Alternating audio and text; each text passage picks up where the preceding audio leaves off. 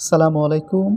প্রিয় দক্ষিণ চাঁদপুর সমাজ ও মানব কল্যাণ সংস্থার সম্মানিত মেম্বারবৃন্দ এবং সমাজের সর্বস্তরের মানুষের অবগতির জন্য জানাচ্ছি যে আলহামদুলিল্লাহ আমাদের সবার প্রাণপ্রিয় সামাজিক সংগঠন দক্ষিণ চাঁদপুর সমাজ ও মানব কল্যাণ সংস্থার সামাজিক ও মানব কল্যাণমূলক কাজের সুফল ইতোমধ্যে সমাজের সর্বস্তরের মানুষ পাওয়া শুরু করেছে।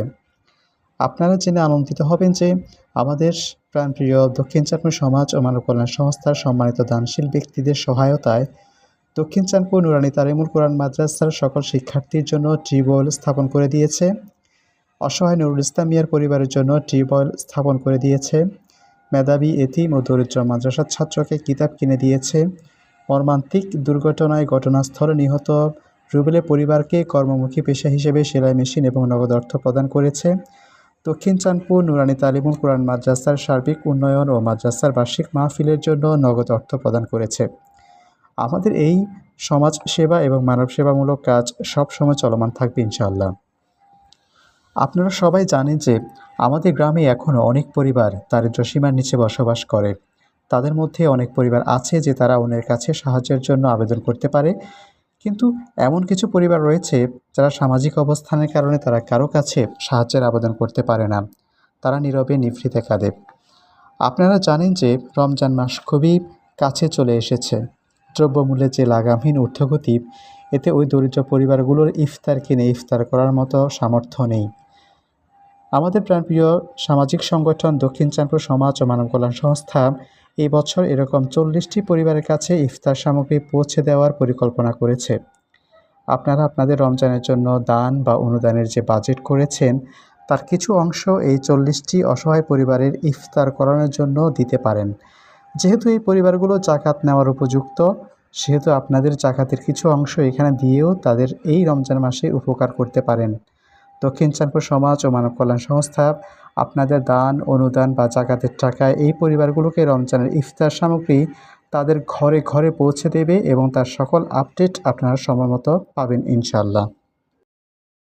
আল্লাহর হাবিব সাল্লাল্লাহু আলাইহি ওয়াসাল্লাম ইরশাদ করেন, এই মাসে যারা একজন রোজাদারকে ইফতার করাবে, আল্লাহ তাকে তার সমস্ত গুনাহগুলো মাফ করে দেবেন।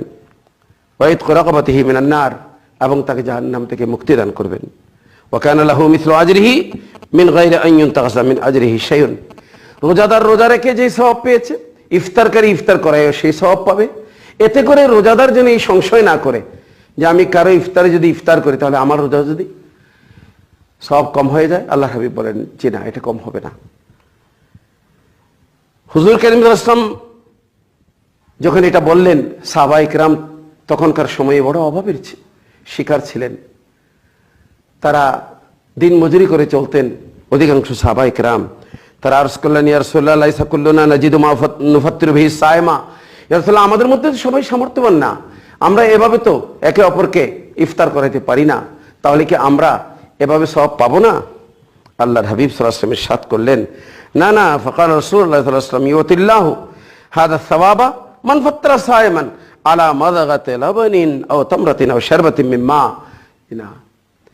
এক ঢোক পানি পান করাও, এক চুমুক দুধ পান করাও, কিংবা এক চিলতে খেজুর দাও ইফতার করানোর নিয়তে। রব্বুল আলামিন আহকামুল হাকিমিন, নিয়তের উপর সবকিছু, আল্লাহ তোমাকে সেই সওয়াব দান করবেন। তবে আল্লাহর প্রিয় নবী ইরশাদ ফরমাচ্ছেন, ওমান আশবা সায়মান সাকাহুল্লাহু মিন হাউদি শারবাতান লা ইয়াজমাউ হাত্তা ইয়াদখুলাল জান্নাহ।